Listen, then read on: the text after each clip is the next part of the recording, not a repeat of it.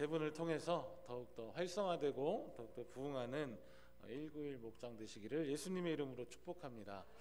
네, 오늘 아까 말씀 들으셨던 것처럼 목자의 음성을 따르는 양이라는 제목으로 함께 말씀을 나누고자 합니다. 20편, 23편은 많은 신앙인들에게 가장 사랑받는 그런 신앙시 가운데 하나입니다. 그래서 우리가 시편 23편 하면 여호와는 나의 목자시니, 우리가 다 1절부터 끝까지 암송은 못할지라도 처음 시작 1절만큼은 암송하고 있는 그러한 말씀이기도 합니다. 이 시편은 신앙을 갖고 굳세게 살아가는 인간의 모습을 아름답게 묘사하고 있는 감사와 찬미의 시입니다. 그래서 오늘 본문인 시편 23편을 잘 표현한 노래들도 있습니다. 성가대에서 많이 하는 여호와는 나의 목자시니 내게 부족함이 없으리로다, 이런 가사로 시작되는 찬양들이 여러 곡이 있기도 합니다.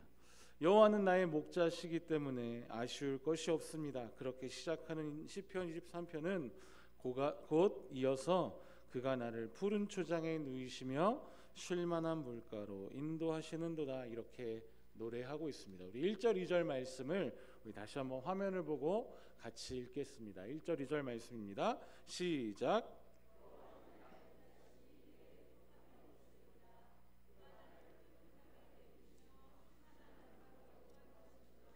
아멘.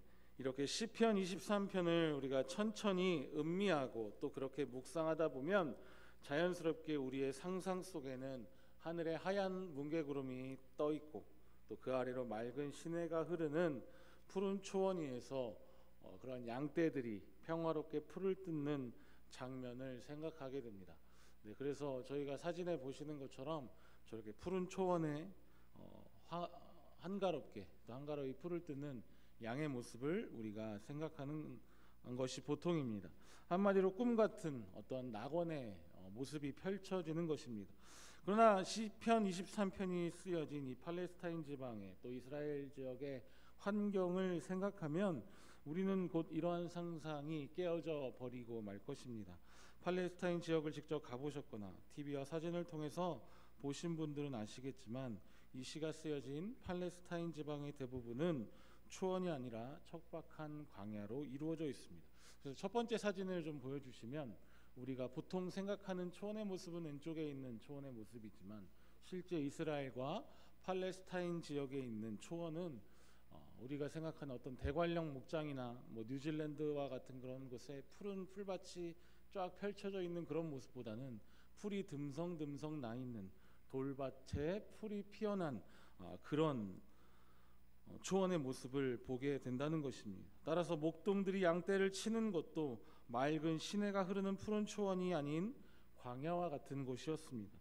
여러분은 광야라는 단어를 들으시면 어떠한 것들이 떠오르십니까? 아마 대부분 먼저 떠오르는 것은 조금 전 이야기했던 그런 푸른 초원의 이미지보다는 낙원이 아닌 척박함 또 메마름, 이러한 부정적인 이미지가 먼저 떠오르게 될 것입니다. 그렇습니다. 메마르고 건조하고 황량하고 거칠고 외롭고 쓸쓸하고 그래서 살기 힘든 시련과 고통의 장소, 그곳이 바로 광야입니다. 이스라엘 목자들이 양을 치며 살아가던 곳은 이렇듯 살아갈 수 있는 삶의 기본 조건들이 철저히 부족한 결여된 그러한 장소였습니다.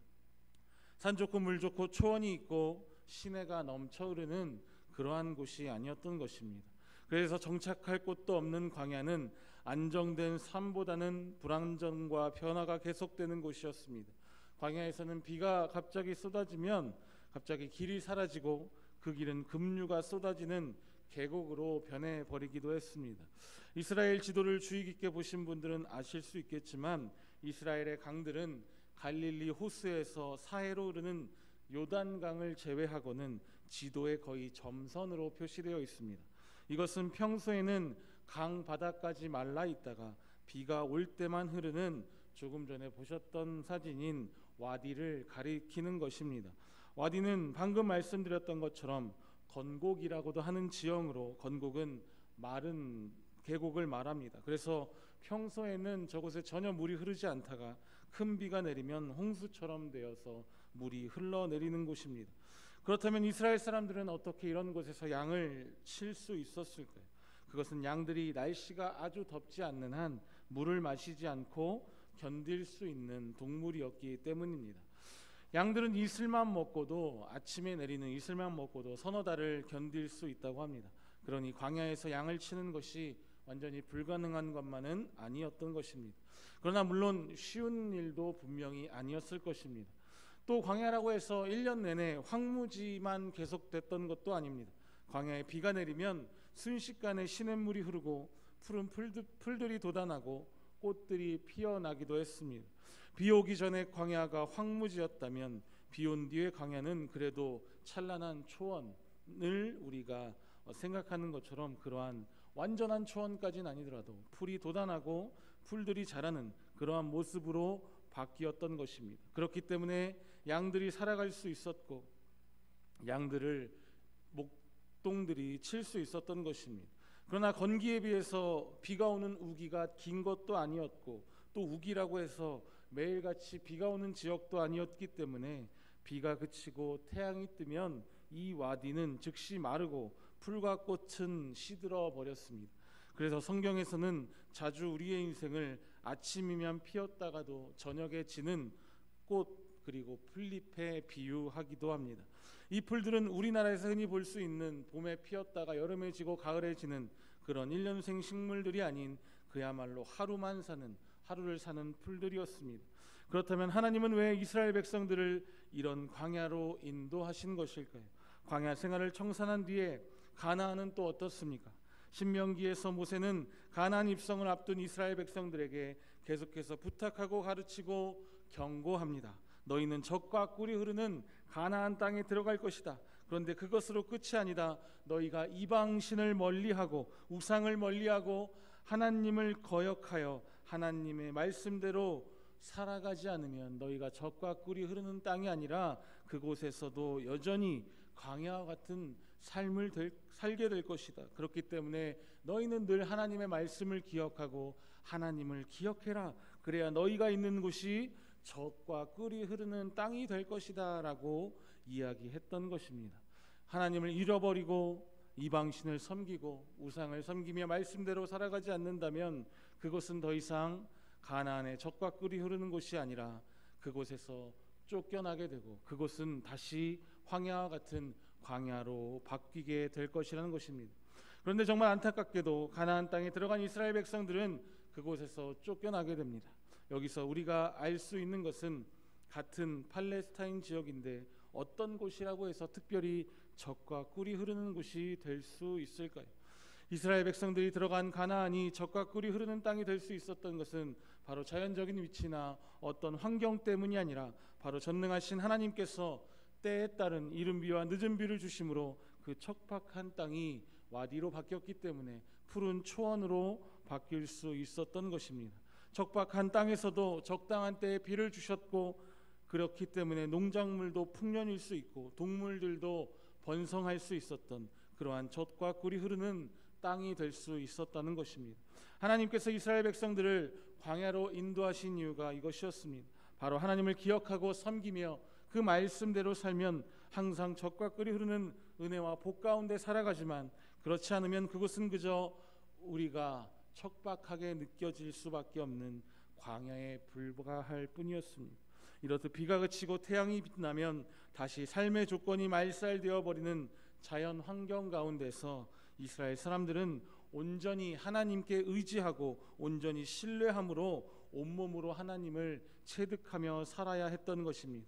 우리 인생에서 환경과 조건들이 적당히 결여되고 또 삶의 위협도 적당히 느낀다면 인간은 알아서 그에 대한 간구책들을 스스로 생각해낼 것입니다. 어떤 신의 도움, 어떤 하나님의 도움을 바라기보다는 내가 할 수 있을 정도, 내가 극복할 수 있을 정도의 고통과 그러한 시련들만 찾아온다면 충분히 나의 지혜로도 인간의 지혜로도 할 수 있다고 마음먹고 그렇게 내가 해내려고 생각할 것입니다.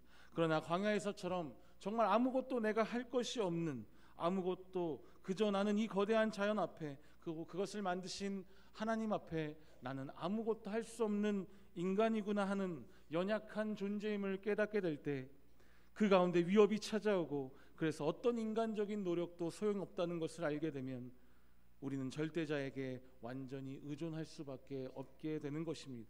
이스라엘 백성들이 그러했습니다. 이스라엘 백성들은 하나님께서 마음만 먹으시면 즉시 천지가 뒤바뀔 수 있다는 사실을 몸소 체득하게 되었던 것입니다. 그들이 볼 때 광야에 비가 내리고 꽃과 풀이 피어나는 것은 순전히 하나님께서 은혜를 주셨기 때문에 가능한 일이었습니다. 혹시 우리의 삶과 인생 가운데 우리의 환경이 광야와 같이 느껴지시는 분이 계십니까? 바로 하나님께 또 하나님 앞에 나아가실 수 있기를 축복합니다. 내가 할 수 있는 것이 아무것도 없음을 미리 알고 우리가 하나님께 나아가는 것이 우리에게 은혜이고 그것이 복인 줄 믿습니다. 결국 우리는 손과 발 또 마음이 고생하다가 결국 나는 아무것도 아님을 알고 절대자이신 하나님을 바라볼 수밖에 없는 인생입니다. 이제 그 광야에서 이른 비와 늦은 비를 내려주셔서 우리 인생 광야를 젖과 꿀이 흐르는 가나안으로 만드실 그 하나님 앞에 우리가 그 하나님께 순종하고 그분의 말씀대로 철저히 살아가는 저와 여러분 되시기를 예수님의 이름으로 축복합니다. 그것이 은혜이고 그것이 우리에게 있어서 최고의 복이라는 사실을 우리가 늘 기억했으면 좋겠습니다. 오늘 읽은 본문 시편 23편은 이러한 배경에서 나온 다윗의 고백입니다. 시편 23편은 여호와 하나님을 목자로 또 우리를 그분의 양떼로 묘사하고 있습니다. 성경은 하나님과 인간의 친밀한 관계를 드러내기 위해서 여러 가지 이미지를 사용하고 있는데 그 중에 대표적인 것이 바로 이 목자와 양의 관계입니다. 성경은 곳곳에서 하나님을 목자로 또 인간을 양으로 표현한 것은 목자와 양은 서로 간에 깊은 신뢰를 가지고 또 철저한 신뢰를 바탕으로 이루어진 관계로 여겼기 때문입니다. 목자는 양들 하나하나를 알고 있고 또 그 각각의 특성까지도 잘 알고 있다고 합니다. 이 점에 대해서는 예수님께서도 분명히 말씀하십니다. 요한복음 10장 14절 말씀을 또 15절 말씀 우리 화면을 보고 같이 한번 읽겠습니다. 시작.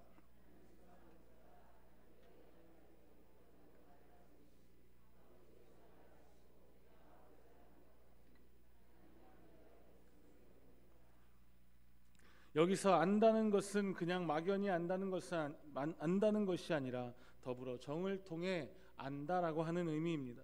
우리가 예수 그리스도를 아는 것은 무엇입니까? 그저 막연히 성경에 기록되었기 때문에 그냥 말씀을 통해 들었기 때문에 아는 것인지 우리가 어떤 사람을 안다고 할 때 그 관계의 정의가 대단히 막연할 수 있습니다. 안다는 것이 친한 것인지 아니면 보통 얼굴만 아는 것인지 아니면 그의 모든 것을 통틀어 알고 있는 친한 사이인지 우리가 보통 연예인 중에 누구를 안다, 운동선수 중에 박지성을 안다라고 하는 것은 그저 일방적으로 방송을 통해서 어떤 매스컴을 통해서 알고 있다라고 말하는 것입니다. 그것은 곧 서로 알고 있다라는 의미가 아닙니다. 그런데 가끔 그리스도인들 가운데도 이 예수님을 마치 연예인이나 유명인들처럼 내 쪽에서만 일방적으로 알고 있는 지식만 가진 사람들이 있습니다. 예수님께서 말씀하신 것처럼 더불어 정을 통해 안다라는 것은 서로 아는 것이고 서로 친밀한 사이라는 것입니다. 우리는 예수님을 어떠한 관계로 알고 있습니까? 지식적으로 일방적으로 아는 것입니까? 아니면 우리가 그분과 친밀한 관계를 맺은 정말 목자와 양의 관계를 유지하고 계십니까? 내가 예수님을 아는 것처럼 예수님도 나를 알고 계신가? 그리고 내가 원하는 것이 있는 것처럼 예수님도 나에게 원하는 것이 정말 무엇인지를 서로 알고 있는지 또 어떤 마음이신가를 아는 것이 우리 신앙생활의 핵심인데 많은 사람들은 그저 내가 일방적으로 믿고 또 내가 일방적으로 요구하고 또 내가 일방적으로 배신했다가 또 일방적으로 이용하기도 하고 예수님과는 전혀 상관없는 사람으로 살아가는 그리스도인이라고 하는 사람들이 얼마나 많은지 모릅니다. 우리가 예수님의 관계가 친밀한지 또 그런 관계가 아닌지 알 수 있는 방법이 있습니다. 바로 양들이 얼마나 목자의 음성을 잘 알아듣는지를 보여주는 흥미로운 예화를 통해서입니다. 성경 공부와 연구를 위해서 팔레스타인에서 머물고 있던 한 신부님이 양치기들의 삶과 또 양떼들의 생태를 알기 위해서 한동안 그들과 함께 살았습니다. 그러던 어느 날 갑작스런 기상 변화로 인해서 심한 폭풍우가 몰아치고 양들을 동굴로 피신시켜야 했습니다. 그런데 그 부근에는 동굴이 하나밖에 없었기 때문에 각기 목자들이 다른 여러 무리의 양떼를 한 동굴 안으로 피신시킨 것입니다. 신부님은 그 비가 그치고 동굴에서 떠날 때에 이 많은 양떼들이 어떻게 서로 섞이지 않고 그 목자를 따라갈 것인가가 매우 궁금했습니다. 그런데 이 의문은 너무나도 쉽게 풀립니다. 폭풍우가 그치자마자 양치기 한 사람이 먼저 일어나서 노래를 부르며 나갑니다. 그러자 한 무리의 양떼들만 일어나서 그 목자를 따라가고 다른 양떼들은 동굴에 그대로 남아 있었던 것입니다. 그 모습에 경탄한 신부님은 양치기에게 똑같은 노래를 배워서 양치기 보고 저 뒤에 숨어 있으라고 말한 다음에 자신이 노래를 부르면서 앞장서 갔습니다. 그러나 결과는 어떤 무리의 양도 그 신부님을 따르는 양들이 없었습니다. 양들은 노래의 어떤 멜로디로 그 목자를 아는 것이 아니라 목자의 음성을 듣고 그 음성을 알아듣기 때문에 그 음성을 따라가는 것이었기 때문입니다. 사랑하는 성도 여러분, 우리의 선한 목자 되신 주님의 음성에 귀 기울이며 따라가는 저와 여러분 되시기를 축복합니다. 우리는 주님의 음성에 귀 기울이며 따라가고 있는지, 아니면 우리의 목자에 또 하나님의 음성이 들려옴에도 불구하고 여전히 반응하지 않고 내 자리에 머물러 있고 다른 곳으로 가길 원하는지, 그것도 아니면 다른 이의 음성에 주님이 아닌 다른 사람의 말에만 그 귀를 기울이고 있는지 우리는 한번 돌아보았으면 좋겠습니다. 저는 선한 목자라는 이 말을 들으면 마음이 편안해지고 사랑이 많은 그 주님의 모습이 연상됩니다. 어린 양을 가슴에 안고 계시는 그러한 그림들을 보면 나도 양이 되어서 따뜻한 주님의 품에 안기고 싶다라는 마음이 들기도 합니다. 그런데 실제로 그런 양들을 보고 나면 그런 환상들이 사라지곤 합니다. 양들을 직접 보신 분들은 아시겠지만 이게 깨끗해 보여도 가까이에서 보면 전혀 깨끗하지 않습니다. 그 털이 얼마나 엉키고 또 뻣뻣하고 또 이렇게 한번 만져보면 냄새는 또 얼마나 나는지, 오물이 묻어있기도 하고, 목장에 있는 양들도 이러할진데 실제로 이스라엘의 양들은 그런 척박한 땅에서 흙먼지를 뒤집어쓰고 이것보다 상황이 더했으면 더했지 더 나을 것 같다는 생각이 들지 않습니다. 여러분도 기회가 되시면 이런 성지 순례에 가셔서 꼭 한번 직접 눈으로 그 광야와 이런 양떼를 치는 목동들을 확인해 보실 수 있었으면 좋겠습니다. 어쨌든 양을 직접 보지 않으면 도무지, 이 양을 직접 보면 도무지 안아주고 싶다거나 또 귀엽다거나 만지고 싶은 생각도 들지 않습니다.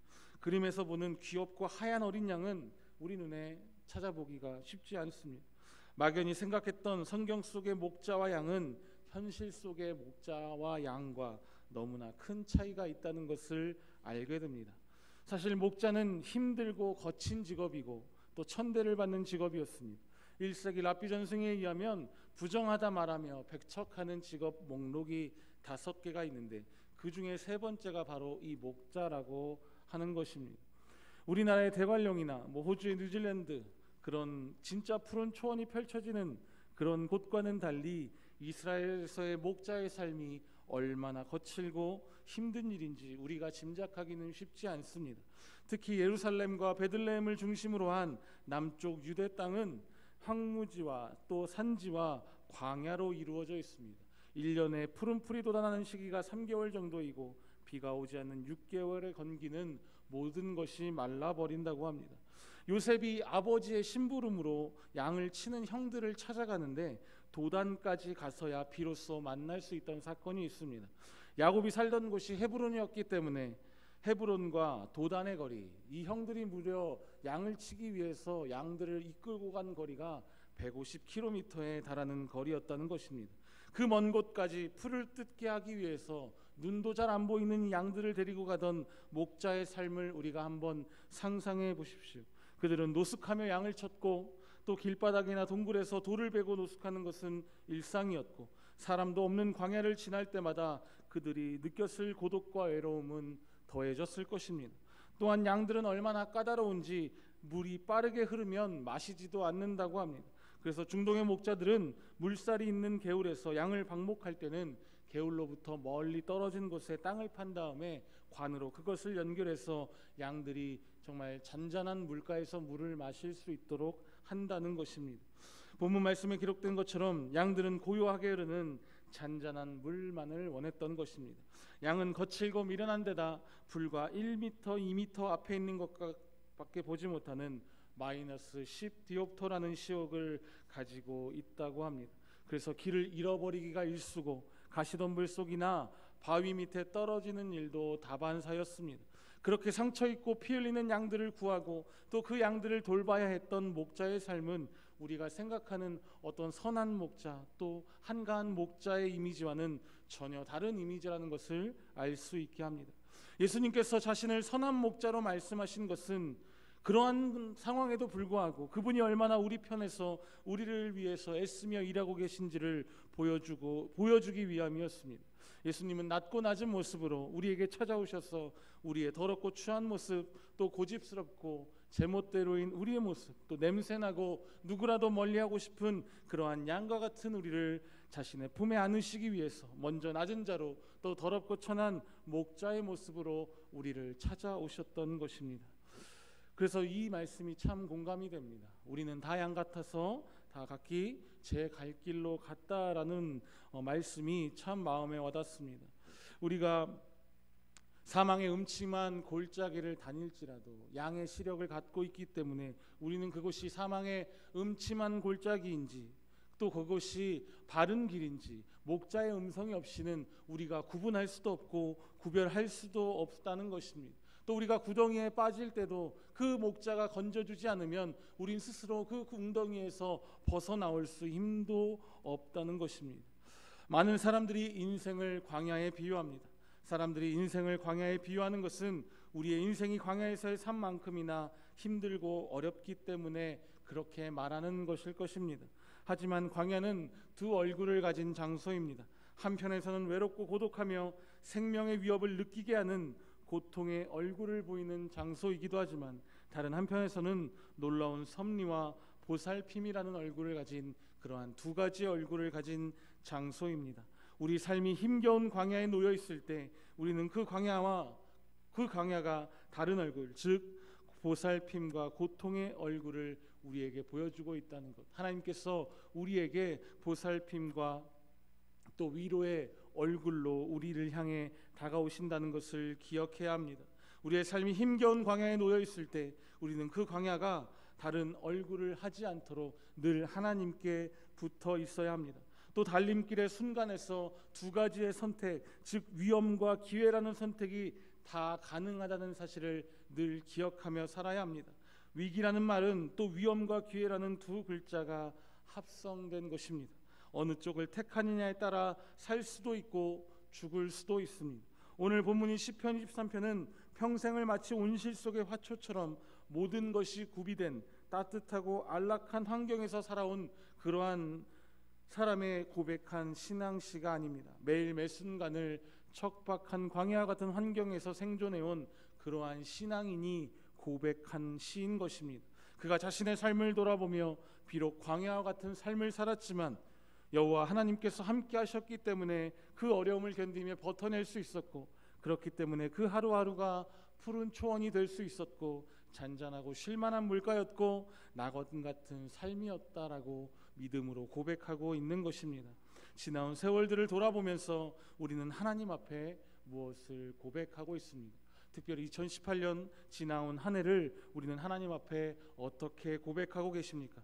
지난 세월 나에게 모진 시련을 주신 그 하나님을 원망하고 있는지, 아니면 그래도 건딜 만한 아픔을 주시고 지금까지 인도하시고 보호하신 그 하나님 앞에 감사드리며 나아가고 있는지 우리의 모습을 돌아볼 수 있었으면 좋겠습니다. 오늘 시편 23편에 고백하는 다윗의 고백은 그의 형편이 좋았기 때문에, 그의 환경이, 그의 상황이 정말 푸른 초장과 쉴만한 물가 가운데 있었기 때문이 아니었습니다. 그의 상황과 형편에 상관없이 늘 선한 길로 인도하시는 목자 되신 주님을 찬양했던 것입니다. 그가 누구보다도 목동을 쳤던 양치기였기 때문에 목자 되신 주님의 마음을 잘 알았을 것입니다. 그래서 그 주님을 목자 되신, 선한 목자 되신 주님으로 더욱더 찬양하고 있는 것입니다. 이 광야와 같은 세상에서, 우리의 인생에서 우리를 끝까지 포기하지 않으시고 우리를 지키시고 험한 산과 골짜기에서라도 또 사망의 음침한 골짜기에서라도 우리를 지키고 인도하신 하나님 앞에 감사와 영광 올려드리는 저와 여러분 되시기를 소망합니다.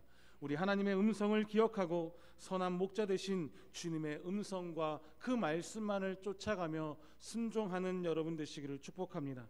그러나 때로는 우리가 하나님의 음성을 듣고 순종하며 따라가고 있음에도 불구하고 이 길이 여전히 광야처럼 느껴질 때도 있을 것입니다. 그러나 우리가 길을 잃을 양처럼 방황하고 있을 때라도 다시 우리에게 주님은 말씀하여 주실 것입니다.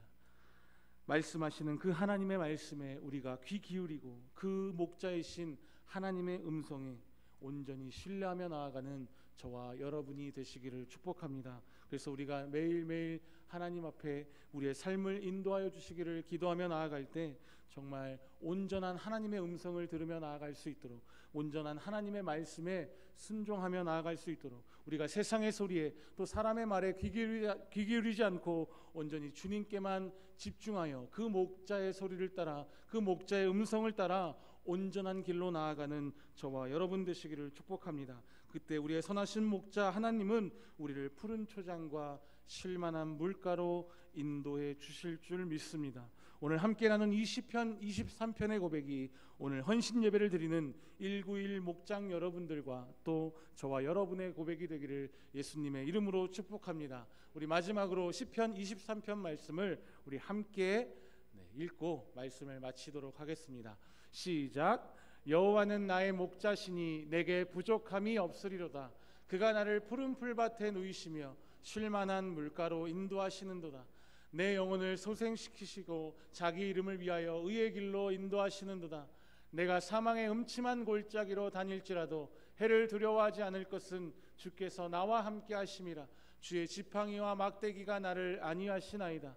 주께서 내 원수의 목전에서 내게 상을 차려주시고 기름을 내 머리에 부으셨으니 내 잔이 넘치나이다. 내 평생의 선하심과 인자하심이 반드시 나를 따르니 내가 여호와의 집에 영원히 살리로다. 아멘. 우리가 광야의 인생길을 걸어가지만 그 가운데 역사하시는 하나님의 은혜로 말미암아 푸른 초장과 쉴만한 물가를 경험하며 살아가는 저와 여러분의 고백이 되시기를 예수님의 이름으로 축복합니다. 기도하겠습니다. 사랑해 주님 감사합니다.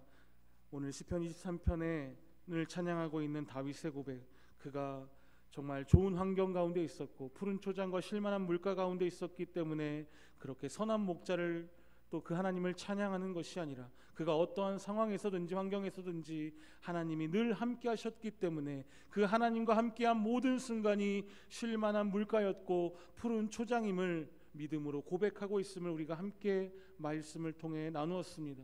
주여, 우리가 광야의 인생길을 살아가지만 우리의 인생길 가운데서도 우리를 인도하시고 우리와 늘 함께 하시는 그 하나님의 은혜로 말미암아 우리의 고백도 다윗의 고백처럼 우리의 상황과 환경과 상관없이 늘 푸른 초장과 쉴만한 물가로 인도하시는 하나님이 함께 하시기 때문에 내가 있는 이곳이 천국과 같은 삶임을 고백하며 살아가는 모든 성도 여러분 될 수 있도록 주님께서 축복하여 주시고 함께하여 주시옵소서.